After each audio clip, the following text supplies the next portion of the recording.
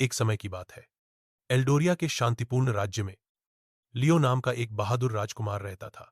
एक रात एक भयानक तूफान ने आसमान को हिला दिया और अजीबोगरीब परछाइयां शाही बागों में घुस गईं।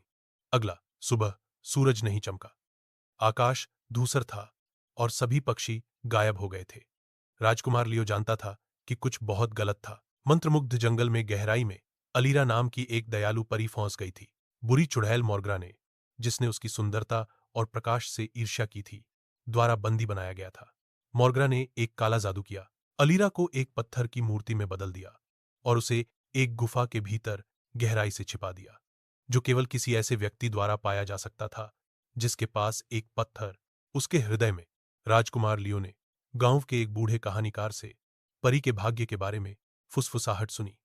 अपने हृदय में साहस और अपने चांदी के तलवार को अपनी ओर से वह अपने सजेद घोड़े तूफान पर निकल पा। थ्रो घने जंगलों, बर्फीली नदियों और अंधेरे पहाड़ों के पार उसने निडर होकर यात्रा की।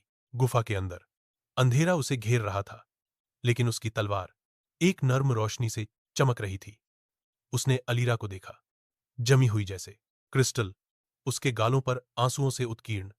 मोर्गरा प्रकट हुई, क्रूरता से हौंसते हुए, तुम उसे नहीं बचा सकते, उसका प्रकाश अब मेरा है। परंतु राजकुमार लियो ने अपनी तलवार उठाई, जो पहले से भी अधिक चमक रही थी। तुम अंधकार, प्रेम और साहस के विरुद्ध नहीं जीत सकता, उसने कहा। तलवार की रोशनी चुड़ैल पर पड़ी और एक चीख के साथ वह धूल में विलीन हो गई। जादू टूट गया। अलीरा जीवन में वापस आ गई। उसके पंख चमक रहे थे, रंग के साथ। आपने मुझे बचाया, उसने फुसफुसाया।